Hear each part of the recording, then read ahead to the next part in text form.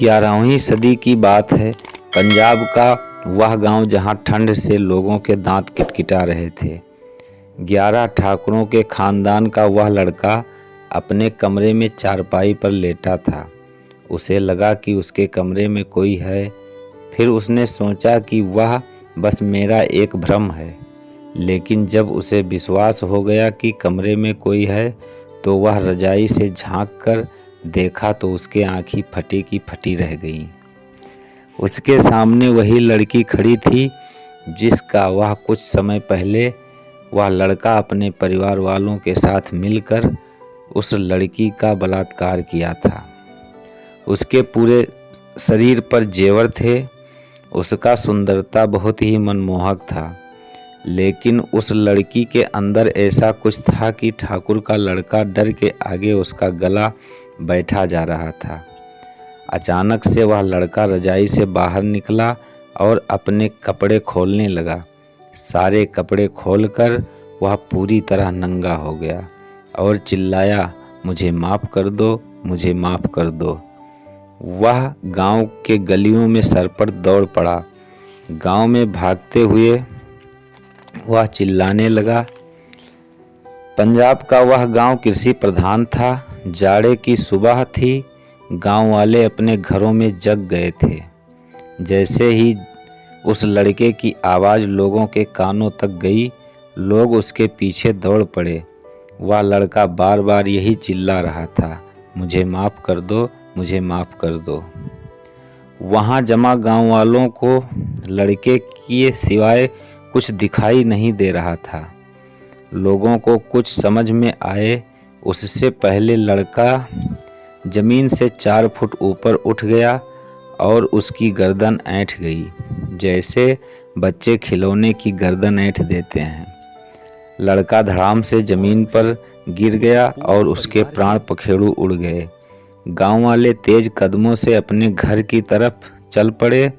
उन सब के होठों पर एक ही फुसफुसाहट थी। उस फुसफुसाहट में एक ही नाम था, लोना चमारिन। पंजाब के अमृतसर के आसपास एक गांव चमरी था। उस गांव में चमार जाति के लोगों में एक परिवार था। उस परिवार के घर में एक बहुत ही सुंदर पुत्री का जन्म हुआ, जिसका नाम लोगों ने लोना रखा। 11वीं सदी में छोटी जाति पर अत्याचार होता ही था। जैसे ही लोना अपने युवावस्था में पहुंची तो उसका विवाह कर दिया गया। उसका विवाह अधिक दिन तक नहीं चल सका। वह अपने मायके चमरी में रहने लगी। इस वक्त उसके भाई इलय और गेंदा बहुत ही चिंतित रहने लगे। उस वक्त छोटी जाति पर खासकर तथाकथित बड़ी कहे जाने वाली जातियों के लोग बड़ा ही अत्याचार करते थे। लोना के यौवन को देखकर वहाँ के ठाकुरों का एक लड़का उसके साथ व्यभिचार करने का प्रयास किया, लेकिन लोना ने उसे मना कर दिया। लोना के मना करने पर ठाकुरों का परिवार, जो 11 ठाकुरों के नाम से जाना जाता था, वह उस लड़के को मना क्यों कर दिया इसके लिए नाराज हो गए और लोना के बारी बारी से इज्जत लूट लिया। इस अत्याचार का बदला लेने के लिए लोना प्रण ले लिया और अगर लगन हो तो युवा अवस्था में प्रण पूरा करने की क्षमता होती है। लोना दिल्ली गई। वहाँ पर कुछ योगिनों के कहने से वह असम के कामरूप कामाख्या देवी मंदिर में सिद्धियां प्राप्त करने के लिए असम चली गई। वहां मंदिर में एक गुरु जी की खोज की।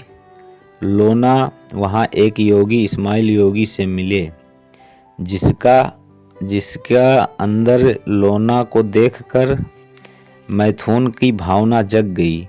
लोना के पास भी एक गुरु को देने के लिए कुछ भी नहीं था, अतः वह इस्माइल योगी के साथ रहकर साबर मंत्र और सिद्धियां प्राप्त करने लगी। सिद्धियां करने के बाद लोना अपने गुरु जी से भी आगे निकल गई और पंजाब आकर अपना बदला पूरा किया। ठाकुरों के खानदान का नामो नशो निबूत मिटा दिया और बहुत ही प्रख्यात सिद्ध योगिनी बनी। आगे हम लोना के बारे में कुछ तथाकथित और कुछ किताबों से संबंधित जानकारियां प्राप्त किए हैं, जो आप लोगों को इस वीडियो के माध्यम से बताते हैं। कृपया वीडियो को पूरा देखना और लाइक सब्सक्राइब जरूर करना। ऐसी औरत जो अपने साबर मंत्रों में प्रख्यात है, जिसके नाम का लोग दुहाई देते हैं, आज हम उसकी कैसे वो प्रख्यात हुई, क्या है उसकी भूमिका, इसके बारे में जानेंगे। लोना चमारी एक ऐसी औरत जिसके तंत्र विद्या के आगे सबने सिर झुकाए। आम, महुआ, जामुन, पीपल जैसे पेड़ों की घनी आबादी वाली एक बगिया है। बच्चों के लिए बिगवा वाली बगिया, डराऊं धमकाऊं ऐसी बगिया को चीरता हुआ एक रास्ता है जो गांव में घुसता है, लेकिन वैसे नहीं जैसे गुगई जहाज आसमान में घुस जाती है खो जाती हुई, बल्कि रास्ता पहले बरगद के पेड़ के नीचे सुस्ताता है। बांस की कोट से छनकर आती बयार अपनी छाती जुड़वाती है, बगल के इनकारे में झांकता है, सरकारी बॉम्बे की पानी पीता है, फिर गांव के पहले घर को सलाम ठोंकता है। इसी बरगद के पेड़ के नीचे एक खटिया पड़ी होती है। खटिया पर एक पंडिताइन बैठी मिलती हैं। उनका मुहारा है, पंडिताइन हैं तो अहिरिन, लेकिन गांव भर उन्हें पंडिताइन कहता है। ऐसा क्यों? ये एक अलग कहानी है जिसे फिर कभी छेड़ेंगे। पंडिताइन चर्चित इस रूप में भी हैं कि उनका मंत्र बहुत फुराता है। इतवार और मंगलवार को उनके यहाँ जादू टोना झड़वाने वाले की भीड़ लग जाती है।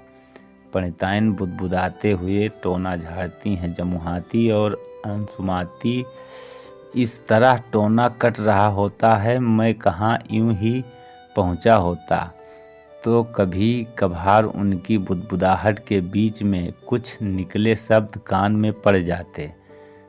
उन्हें शब्दों में एक नाम सुनाई पड़ता, लोना चमारिन। लोना चमारिन कौन है, इसे ठीक से कोई नहीं बताता। पंडिताइन ने ऐंठ कर एक बार बताया, अरे चपरहू, लोना चमारिन तुहारो तोहरे बाप दादा सबकी भला चाहे वाली हुए।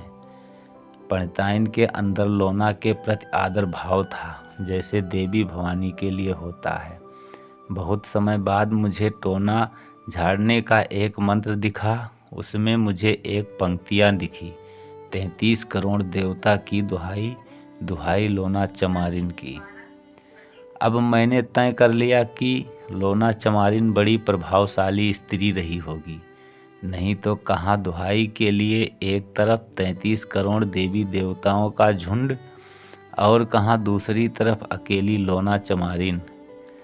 लोना चमारिन के बहाने इसी तरह के और मंत्रों को देखने लगा। एक बार एक वशीकरण मंत्र भी आँख के सामने आया। इसमें लिखा हुआ था, कामरुदेश कामाख्या देवी जहाँ बसे इस्माइल जोगी। इस्माइल जोगी की लगी फुलवारी, फूल चुने लोना चमारिन। जो ले यह फल की बाँस, वही की जान हमारे पास। घर छोड़े घर आंगन छोड़े, छोड़े कुटुंब की मोह जाल, दुहाई लोना चमारिन की। जिज्ञासा में एक नया नाम जुड़ गया, इस्माइल जोगी का। इस्माइल जोगी कौन है, इनका क्या है रिश्ता लोना चमारिन से? Popular religion and folklore of northern India 2 भाग किताब लिखने वाले विलियम कुक ने लिखा है कि इस्माइल जोगी लोना के गुरु थे, जिनसे उसने मंत्रों को सीखा था। इस्माइल जोगी असम में कैसे पहुँचे? तो अब कई कुरेदने वाली बातें भीतर कुलबुलाने लगी। समझाने के लिए बहुत से ख्याल कौंधने लगे। असम कामाख्या प्रदेश तंत्र विद्या के लिए जाना जाता है। तंत्र साधना में मुसलमानों ने भी काफ़ी दिलचस्पी ली।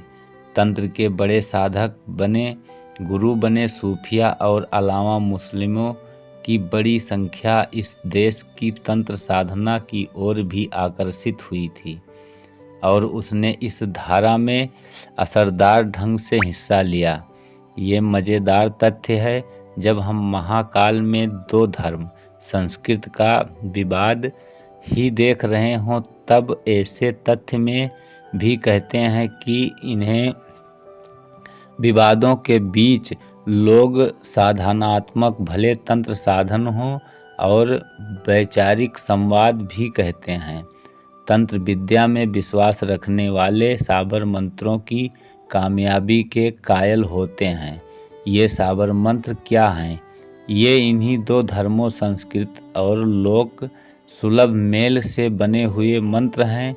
ऐसे मंत्र जिसे अरबी, फारसी और आम बोलचाल के शब्द मिले जाएंगे। ये वैदिक और सांस्कृतिक के शब्दों से अलग हैं। लोक में इन मंत्रों की बड़ी साधक वह जिसे भाषा व्याकरण मध्य देखा होता है। इतनी भारी मात्रा में पूर्वोत्तर से रचे होंगे। संभव यह देश के मध्य भाग में सूफिया भक्ति आंदोलन की दूसरी धाराओं का दबदबा अधिक रहा हो, जिससे तंत्र साधना वालों ने पूर्वोत्तर में एकांत चुना है। लेकिन इनकी लोकप्रियता और प्रभाव मध्य क्षेत्र से कम नहीं रहा। डायन शब्द से आप लोग खूब परिचित होंगे। डायन सम्मान के साथ नहीं देखी जाती। किसी महिला को डायन कहना उसकी गाली देना है। जिगरखोर और आदमखोर जैसे बंटवारे डायनों के लिए किए गए हैं। डायने जब सीधे आदमी की खून चूस डाले, आते खा जाएं, वह जिगरखोर और आदमखोर वह हैं जो धीरे धीरे आदमी को मारे। इन सब बातों के लिए पूरा डायन शास्त्र ही देखा जा सकता है।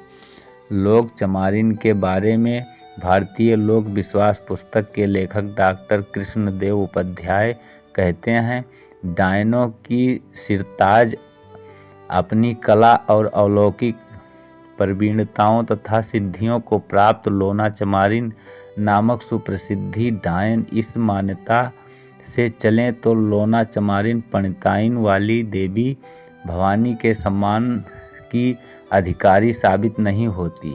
विदोषाभास क्यों? योगी की यह तरह तंत्र साधना के क्षेत्र में योगिनी की उपस्थिति है, लेकिन लोना चमारिन योगिन नहीं मानी जाती। तद्यप प्रभाव की लोक संस्कृति में वो योगिन को पीछे नहीं ठहरती। फिर ऐसा क्यों कि वह योगिन नहीं बल्कि डायन के रूप में जानी जाती है? कारण उसका चमार जाति में उत्पन्न होना हो सकता है, जिसे आज भी समाज में अत्यंत नीची निगाह से देखा जाता है। ये समाज चमारिन की दुआएं भले चाहें, लेकिन उन्हें योगिन की ओहदा देने के लिए तैयार नहीं होगा। फिर भी ये लोना चमारिन की कामयाबी ही है कि चमार जाति को गालियां देने वाले जीव भी उसे दुआ मांगते हैं, सलामती की गुहार लगाती हैं। ऐसा नहीं है कि लोग टोना झाड़ने वाले या दूसरे साबर मंत्रों में ही दिखे। आपको ताजुब होगा कि अगर कहूँगा कि ये वही लोना चमारिन है जिसका जिक्र ज्येष्ठ भारतीय क्लासिक महाकाव्य पद्मावत में 3 बार जहाँ तक मुझे दिखा हुआ है। रचनाकार हैं मलिक मोहम्मद जायसी।